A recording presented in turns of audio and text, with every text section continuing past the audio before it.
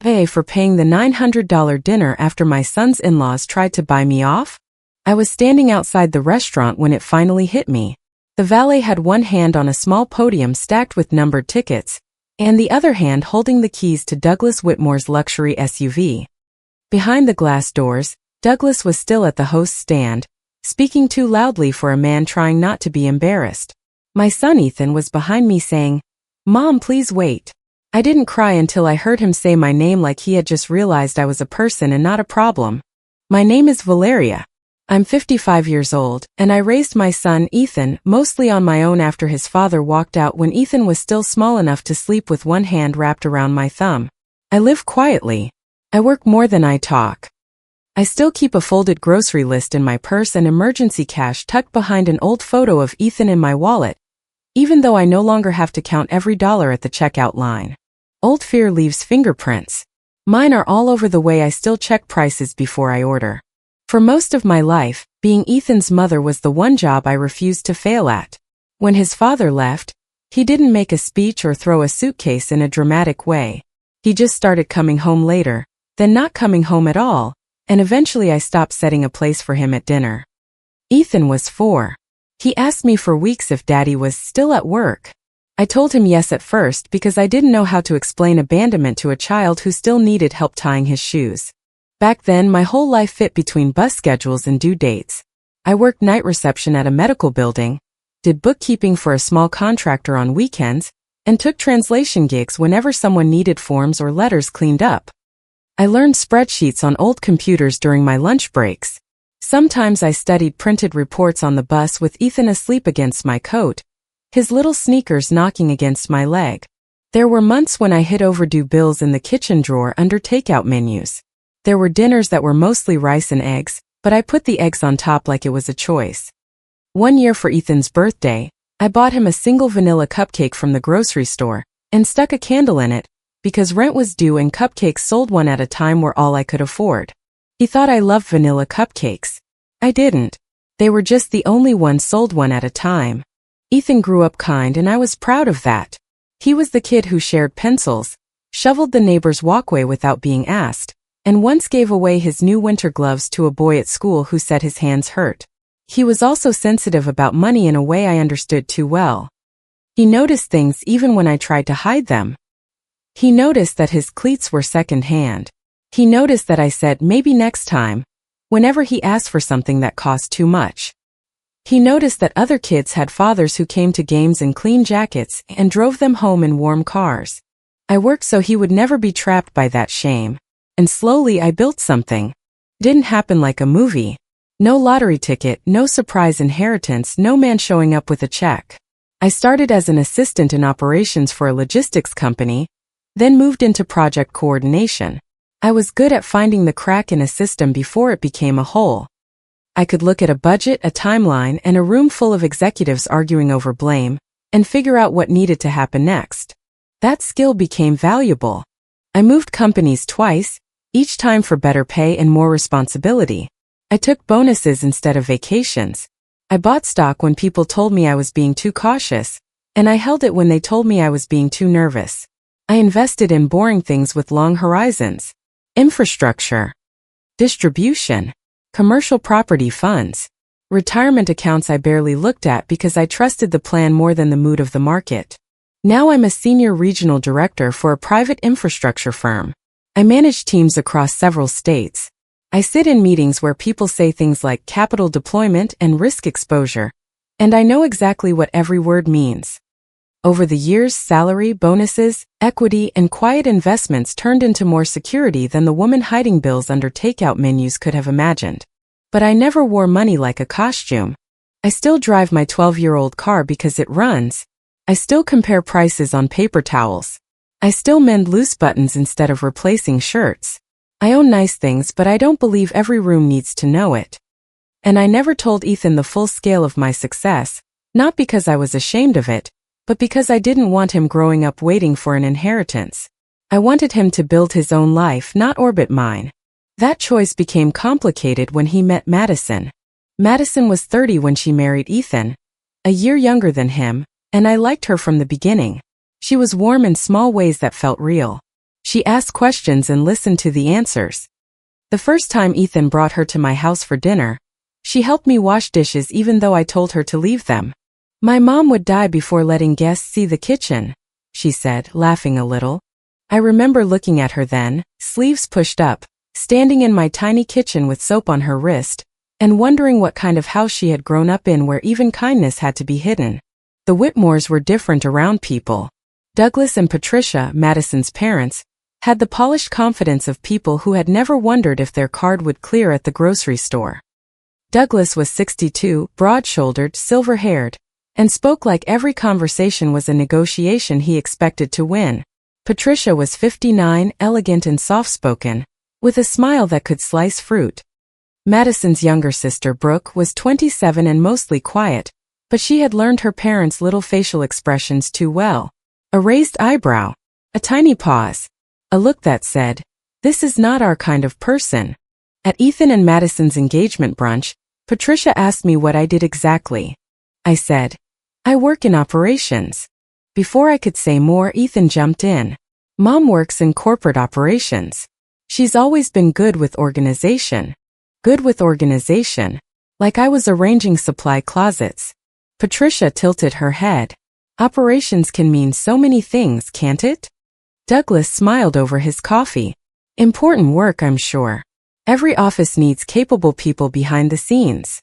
Ethan laughed, a quick nervous sound, and changed the subject to the wedding venue. I told myself he was just trying to keep things smooth. Mothers become skilled at explaining away tiny disappointments because the alternative hurts too much. But after the wedding, the tiny things got bigger. Ethan suggested I buy a nicer coat for family photos at Madison's parents' anniversary party. He asked me not to bring homemade food to a Whitmore event because Patricia had everything catered, and it might look weird. Once, when I mispronounced the name of a restaurant the way ordinary people say foreign words they've only read online, Ethan corrected me in front of them. "It's not a big deal," he said later when I got quiet. "I know," I said. But it was not one big thing. It was 100 small edits. He never said he was ashamed of me. He just kept trying to revise me. The dinner invitation came on a Tuesday evening while I was folding towels. "Hey, Mom," Ethan said. His voice was too bright.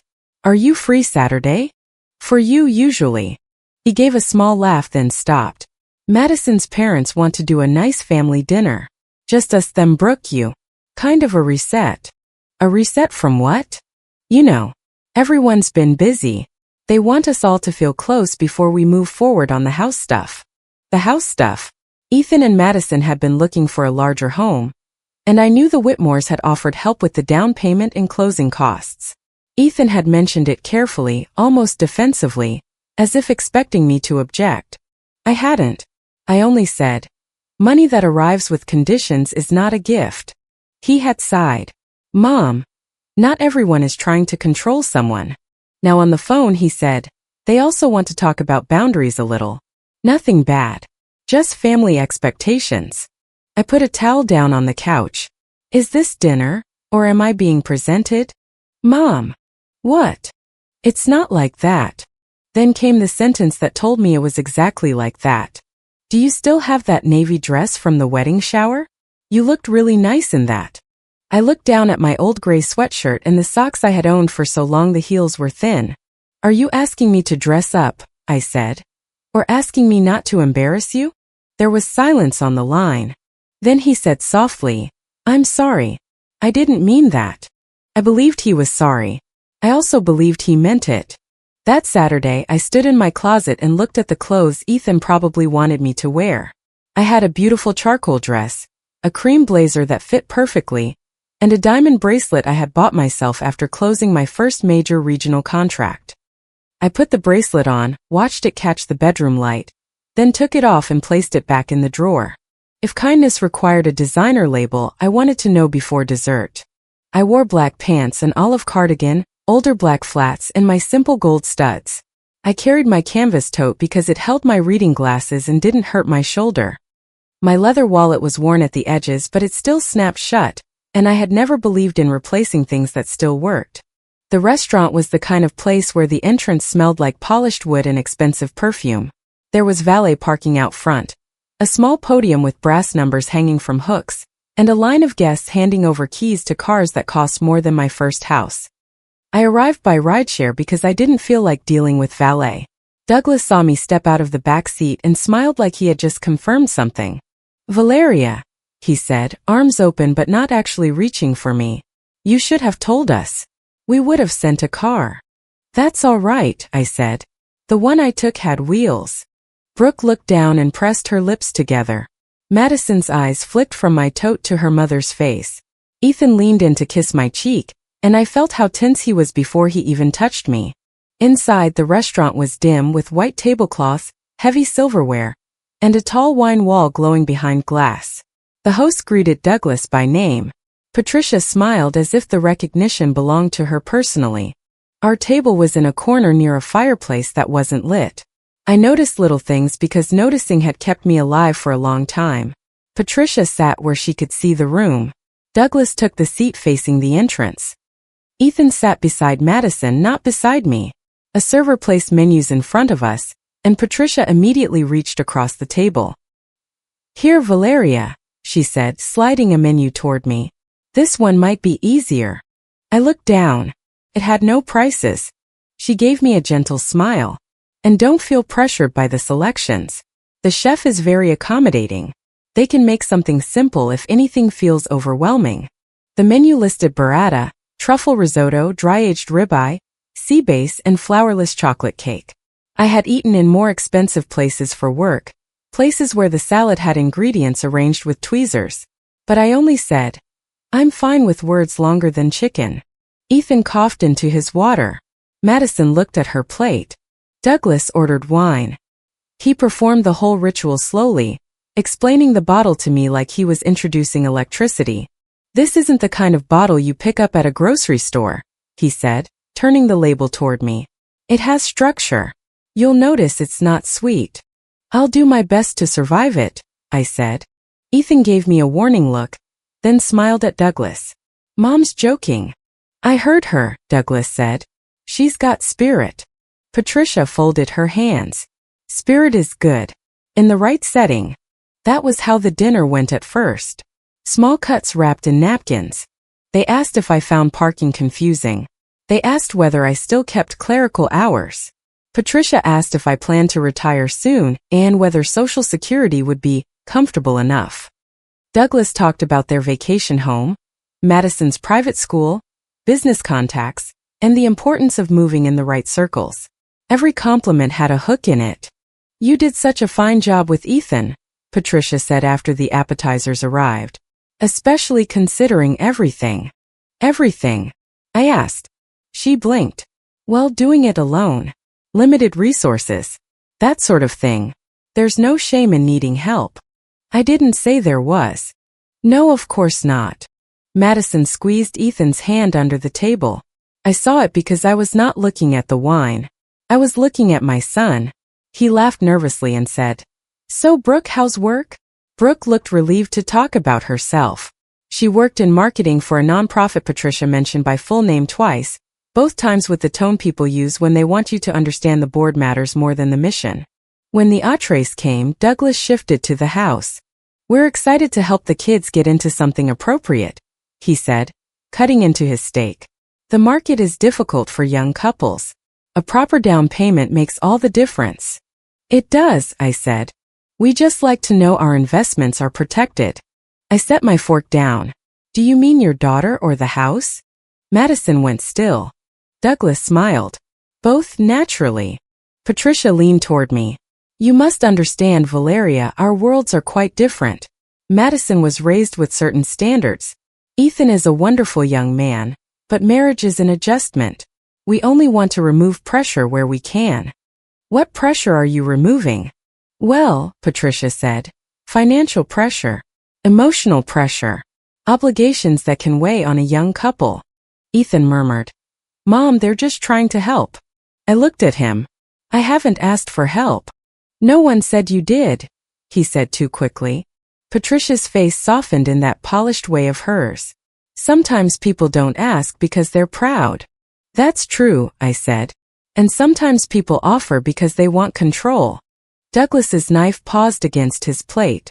The server came by to check on us, and the table snapped back into manners. Everyone smiled. Everyone lied with their faces.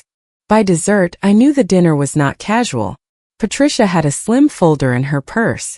She kept touching it like a person checking a pulse. Douglas had glanced at his phone at least 6 times, each time frowning before slipping it face down beside his wineglass. Madison's shoulders were stiff, and Ethan looked like someone waiting for thunder after seeing lightning. When the flourless chocolate cake arrived, Patricia took the folder out. Madison whispered, "Mom, not here." That was the moment dinner stopped being rude and became planned. Patricia ignored her. Douglas cleared his throat and leaned back in his chair. "Valeria," he said, "we wanted to discuss something practical." "Practical," I repeated. "Yes. Let's not make this emotional." "That depends on what this is." Patricia opened the folder. Inside was a single typed page, a check, and what looked like a list of conditions.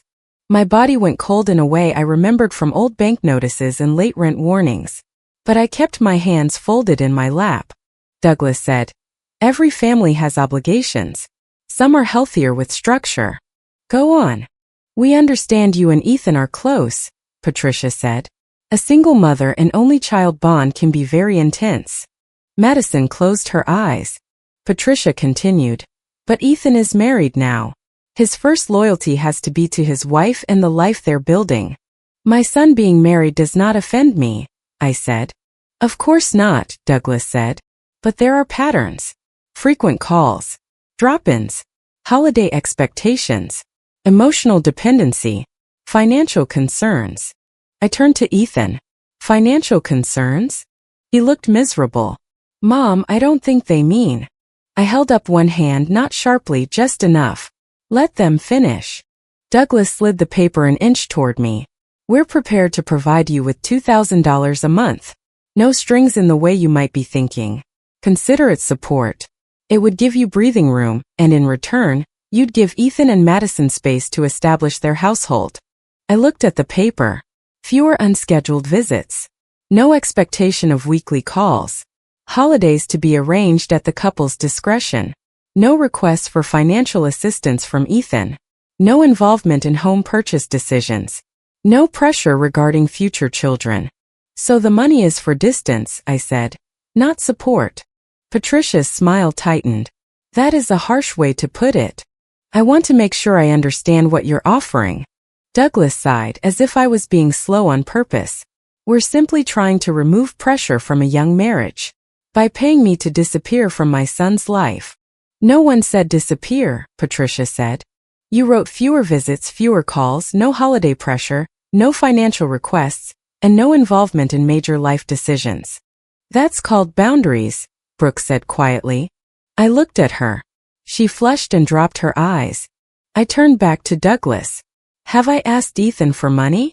"No, but..." "Have I pressured him about holidays?" Patricia said, "You are always invited and that creates an expectation." "I see." Ethan rubbed his forehead. "Can we just get through dinner?" I stared at him then. Not at Douglas. Not at Patricia. At my son. "Ethan," I said, "did you know about this?" His mouth opened. Closed. Madison whispered, "Ethan," he said. I knew they wanted to talk. I didn't know they'd bring paperwork. That was not an answer. I asked him again, "Did you know they planned to offer me money to step back?" His eyes were wet, but he did not look away. "Not exactly." "Ethan." He swallowed. I knew there was going to be an offer. The restaurant seemed to shrink around us. I could hear silverware from other tables, low laughter, ice in a glass. Ordinary life continuing while mine cracked at the seam. I said, "And you let me walk into it." "Mom, I thought maybe it would help." "I think they're just trying to help." That sentence did what their insults couldn't. It made me feel poor. Not poor in money. Poor in protection. Poor in the one place I thought I was rich without question. I sat back slowly. If I were wealthy, I asked, looking around the table, would this conversation be happening? Douglas frowned. "That's not the issue." "It's exactly the issue." Patricia gave a small laugh. Valeria, please don't twist this into some kind of class accusation. We have been very respectful. No, I said. You have been careful. That is not the same thing. Douglas's voice hardened. This is a generous offer. A mother's love sometimes means stepping back, Patricia said. And parental help with a house, I said. Is that love? Or a license to control? Douglas looked annoyed now. His polished patience was wearing thin. We are helping them secure a standard of living that Ethan could not provide alone at this stage. Ethan flinched. I asked, does he know you talk about him like that? Come on, Ethan said quietly. Please don't make it worse. I almost laughed. Worse. As if I was the one holding the folder. Then my phone buzzed in my tote. I normally don't check messages during dinner. But my assistant, Karen, knew I was off unless something mattered. I took out my phone and glanced at the screen. Karen's text read, "Congratulations. Final approval came through. $186 million contract executed. Board call at 8 tomorrow. Also, legal wants your notes before noon. Try to enjoy your dinner." For the first time that night, my face changed. Douglas noticed. People like Douglas always notice when someone else has information. "Everything all right?" he asked. "Yes," I said. He leaned slightly, and though he tried to hide it, I saw his eyes catch the words on my screen. Contract executed. Board call. $186 million. His expression sharpened. What exactly is that? I locked my phone and placed it beside my plate. Work. I thought you were in operations. I am. What kind of operations? Ethan had gone very still. I looked at my son and I understood something painful. He knew I was successful. He knew I was comfortable. But he did not know the scale, because I had chosen not to make my finances part of his identity. Sitting there, I wondered if that silence had left room for other people to define me. I turned back to Douglas. I'm a senior regional director for a private infrastructure firm. We manage large-scale projects, public-private partnerships, logistics networks, utilities, and regional development contracts. Patricia stared at me. I continued, calm as if correcting an invoice. I started in entry-level office work. I worked my way up over 20 years. I earn more than enough to support myself. I have investments. I have retirement accounts. I have no debt that keeps me awake at night. I have never asked Ethan to pay my bills, because Ethan does not pay my bills. Madison put her hand over her mouth. Douglas let out a short laugh. Well, you could have said something earlier. I did say I worked in operations. You decided what that meant. Patricia recovered first. Then you understand this was a misunderstanding. No, Patricia. I understood you perfectly. That was the problem. This is unnecessary, Douglas said. Is it? I asked. You brought paperwork to dinner. You offered me money in public to make me smaller in my son's life.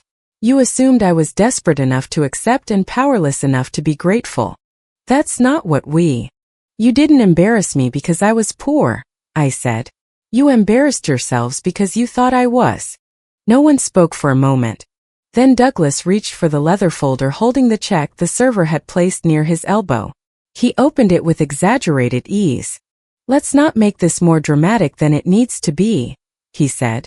I'll take care of dinner. It was such a transparent attempt to reclaim the room that I almost felt sorry for him. Almost. The server returned a few minutes later. She was young, professional, and visibly trying not to be part of our disaster. Sir, she said softly to Douglas, leaning close so the surrounding tables wouldn't hear. I'm sorry, but the card is asking for issuer verification. Do you have another form of payment? Douglas's face didn't move at first. Then his jaw tightened. Run it again, he said. I did, sir. Twice. Patricia's neck went red under her pearls. Douglas pulled out another card and handed it over without looking at any of us. Use this. The server nodded and left. Brooke stared at the table. Madison whispered. Dad, stop. Not now, Douglas snapped. His phone buzzed again. He checked it and turned the screen down immediately, but not before I saw the words temporary hold. I didn't need to know his private business. I didn't want to. But I had worked around finance long enough to understand pressure when I saw it. Frozen business accounts during a review, credit holds, fraud alerts, overextended image management. It didn't mean he was broke. It meant the untouchable man had touched a limit. The server came back with the same careful posture. "I'm sorry, sir. It's asking for issuer verification again." Douglas gave a brittle laugh. "This is a bank issue. Obviously." "Of course," the server said kindly. He tried to call someone. Whoever it was didn't answer. He muttered, "Ridiculous," and stood halfway, then sat down again when he realized people were watching. That was when the manager approached. He was a tall man in a dark suit, with a calm face and the trained expression of someone who had handled proposals, breakups, and drunk executives without blinking. "Good evening," he said. Then his eyes landed on me, and his expression changed. "Miss Valeria," he said warmly. "It's good to see you again. We still talk about your foundation dinner. Your team was one of the easiest groups we've ever hosted." Patricia whispered. "Foundation dinner?" I gave the manager a small smile. "Hello, Brandon." He glanced around the table, understood enough, and did not expose more than I allowed. "Is there anything I can help with?" Douglas looked like he wanted the floor to open. I opened my old leather wallet. The snap stuck for half a second like it always did. I took out a plain black card and handed it to Brandon. "I'll take care of it," I said. "Please add 25% for the server." She handled this respectfully. "Of course," Brandon said. Ethan whispered, "Mom, you don't have to." I looked at him. "I know." The card cleared instantly. When Brandon brought the receipt, I signed it, folded my copy, and slid it into my wallet behind the old photo of Ethan with frosting on his chin. The total was just under $900 before tip. A ridiculous amount for a dinner where nobody had been fed anything they truly needed. I stood. Douglas said, "Valeria, this really isn't necessary." "No," I said. "Your offer wasn't necessary. This is just a bill." Patricia's lips trembled with anger. "You're enjoying this." "I'm not," I said, and I meant it. "That may be the only difference between us." Madison was crying silently now. Brooke looked ashamed in a way that might become useful someday, if she let it. Ethan looked broken, but I had learned long ago not to mistake a person's pain for accountability. I picked up my tote. "Sometimes family helps when someone needs support," I said. "Sometimes it's $2,000 a month. Sometimes it's a $900 dinner." No one answered. I turned to the Whitmores. "I will not accept your money. I will not accept your disrespect. And I will not let you call control generosity in front of me again." Then I looked at Ethan. "I need space from you." His face crumpled. "Mom, I came here as your mother," I said. "I'm leaving as a lesson none of you paid for." I walked out slowly. I did not storm. I did not throw wine. I did not call anyone names. The staff near the host stand pretended not to notice, which I appreciated more than they knew. Outside, the night air felt cold against my cheeks. That was when Ethan followed me. "Mom, please wait." The valet stood awkwardly by the podium, holding Douglas's keys because nobody seemed ready to leave. A couple nearby laughed softly, unaware that a family had just split open behind them. Ethan stopped a few feet away from me. "I'm sorry," he said. "I'm so sorry." I froze. I didn't know how to stop it. I looked at my son, my only child, the boy I had carried asleep from buses, the boy I had bought single cupcakes for, the man who had watched people price his mother at $2,000 a month and called it help. "Freezing is what you do in an accident, Ethan," I said. "That dinner had a reservation." He covered his mouth with one hand. "I didn't want to make things worse," he said. "Their words hurt," I said. "Your silence stayed." He cried then, not loudly, but enough that the valet looked away. "I know," he whispered. "No," I said. "You don't. Not yet. I'll fix it." You don't fix humiliation with panic in a valet line. He nodded, wiping his face. "What do you want me to do? For tonight? Go back inside. Decide who you are when I'm not standing there to remind you." Then my rideshare pulled up, and I got in before I could soften. My phone started buzzing before I reached home. The first message was from Ethan. I'm sorry dinner went sideways. Please call me. I stared at it for a long time, then put the phone face down. Went sideways. Like dinner had slipped on ice. Like no one had pushed it. The second message came from Madison. I don't expect forgiveness. I want to apologize without hiding behind my parents. That one I read twice. By the time I got home, Patricia had already sent a message in a family group chat I had never asked to be part of. Last night became emotional, which was unfortunate. We were only trying to help. I hope once everyone calms down, we can discuss healthy boundaries without accusations. I almost answered. My thumb hovered over the keyboard. Then I put the phone down and made tea. Not every lie deserves your energy at midnight. I found out later what happened after I left because Madison told me herself. Apparently she stayed at the table while Douglas argued with Brandon in a low voice and Patricia dabbed under her eyes as if she were the victim of bad manners. Brooke kept whispering, "Can we please go?" Ethan sat there looking like someone had removed the floor from under him. Then Madison stood. She was shaking but she spoke clearly. I don't want your money if the price is letting you treat my husband's mother like trash. Patricia gasped. Madison. No, Madison said. You didn't protect me. You trained me to be quiet while you hurt people. Douglas told her not to be dramatic. She said, Dad, stop talking. For Madison, that might have been the loudest sentence of her life. The next few days were not satisfying in the easy way people imagine. There was no instant healing. No dramatic speech that made everyone better. Mostly there were messages I did not answer. Ethan called 6 times on Sunday. I let each one go to voicemail. His first voicemail was all emotion. Mom, I love you. Please. I messed up. I just want to talk. The second was worse. I'm sorry you felt attacked. That one made me put the phone in a drawer. On Monday night, he sent a longer text. I watched them disrespect you and called it keeping the peace. That was cowardice. I let them treat you like an obstacle because I was afraid of losing comfort. I knew there would be an offer. I told myself it was about boundaries because that was easier than admitting I was letting them by control. You have never asked me for money. You have never been a burden. I made you stand alone in a room where I should have stood first. I'm sorry. That was the first honest thing he had said. I replied, thank you for naming it. I'm not ready to talk tonight. He wrote back, I understand. And for once he did not push. Madison asked to meet me for coffee the following week. I almost said no. Then I remembered her standing in my kitchen with soap on her wrist, talking about a mother who would rather die than let guests see a mess. I thought about how silence can be inherited like furniture nobody likes but everyone keeps. We met at a small coffee shop with uneven tables and a pastry case that had more muffins than ambition. Madison arrived early. She wasn't wearing the polished armor she usually wore around her parents. Her hair was pulled back and she looked tired. She had an envelope in her hands. I don't want to perform at you, she said before I even sat down. This is a written apology. You don't have to read it here. I sat across from her. All right.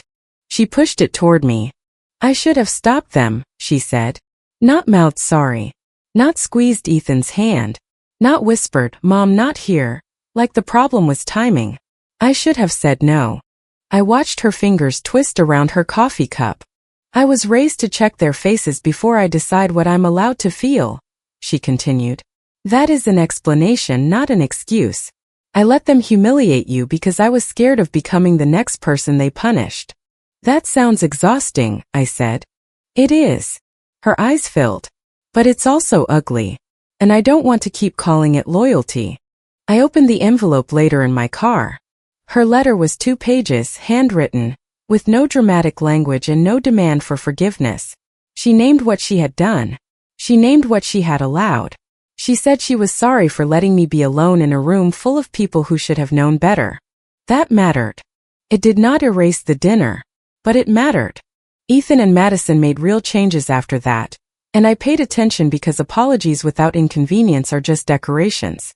They told Douglas and Patricia they would not be taking money for the house. They postponed the purchase and moved into a smaller rental they could afford on their own. It had 1 bathroom, an old stove and carpet Madison described as a crime, but it was theirs in the way that mattered. Douglas threatened to cut them off. Madison said. Then we'll finally know what belongs to us. Ethan started therapy. Not because I told him to. Because, according to him, he was tired of being the kind of man who confused peace with obedience. He apologized again in person about 3 weeks after the dinner. We met at my house. He brought no flowers, no gift, no attempt to soften me with sentiment. He sat at my kitchen table, the same table where he had done homework and eaten cheap cupcakes, and said, "I need to apologize without asking you to make me feel better." I poured coffee and waited. He took a breath. I was embarrassed around them. Not because of you. Because of me. Because I still have that kid in me who hated feeling less than, and instead of dealing with that, I let them convince me that being close to you made me look needy or small. I watched his face. He looked older than he had a month before. "I should have told Douglas to stop at the wine," he said. "I should have told Patricia her questions were insulting. I should have shut down the folder before it opened. I should have left with you. I didn't do any of that." "No," I said. "You didn't." He nodded. "I'm not asking you to say it's okay." "Good. Because it isn't." He closed his eyes briefly. "I know." That was when I finally reached across the table and touched his hand. Not a hug. Not full forgiveness. Just contact. "I love you," I said. "But I am done shrinking so you can feel comfortable between worlds." "I don't want you to shrink," he said. "You didn't want it. That's different." He looked down. "You're right." From then on, Ethan changed in ways that were not flashy but were real. When Patricia tried to rewrite the dinner again in the group chat, Ethan answered before I could decide whether to bother. "Mom, that's not what happened. You and Dad offered Valeria money to distance herself from me, and I allowed the conversation to happen. It was wrong. Please stop calling it help." Patricia left the chat for 2 days, which I considered the closest thing to a vacation she had ever given me. When Douglas made a comment at a later family lunch about self-made people being very sensitive, Ethan said, "Don't talk about my mother like she's a category." Madison backed him up. Brooke stayed quiet, but this time she looked uncomfortable with her parents, not with me. I did not suddenly become close with the Whitmores. I did not want revenge beyond the truth already served. Douglas became stiffly polite. Patricia became cold in that smiling way. Their finances, from what little drifted through, were not ruined, just pressured. Some business accounts had been frozen during a bank review connected to a financing issue, and Douglas had been pretending everything was perfect because image was oxygen to him. The card decline did not make him poor. It made him visible. That was enough. As for me, I went back to my life. Board calls. Grocery lists. Comfortable shoes. Work that mattered to me. I still clipped a coupon the next week for detergent and laughed at myself in the aisle. Money changes your options, but it does not always change your habits. Some part of me will always be the woman checking her wallet before ordering. I kept the dinner receipt in a drawer. Not as a trophy. I don't take joy from the worst night of my relationship with my son. I keep it because it reminds me of the exact cost of pretending. $900 in change for dinner. $2,000 a month for silence. 31 years of motherhood tested in one polished room. They thought they were testing my price. What they revealed was their own. I didn't win because I paid the bill. I didn't need a black card to prove I deserved respect. The money only exposed what had been sitting at that table from the start. Douglas and Patricia believed dignity belonged to whoever could afford the room, and Ethan had become too comfortable letting them believe it. Now he knows better. More importantly, he acts better. And I know something too. I can love my son without protecting him from the consequences of his silence. I can welcome Madison's growth without pretending her fear did not hurt me. I can sit across from people who underestimated me and still leave with my voice steady, my receipt folded, and my self-respect intact. That dinner did not make me happy. It made things honest. And honest, even when it hurts, is lighter than being politely erased. If you liked it, don't forget to leave a comment and support the channel by subscribing. See you in the upcoming stories.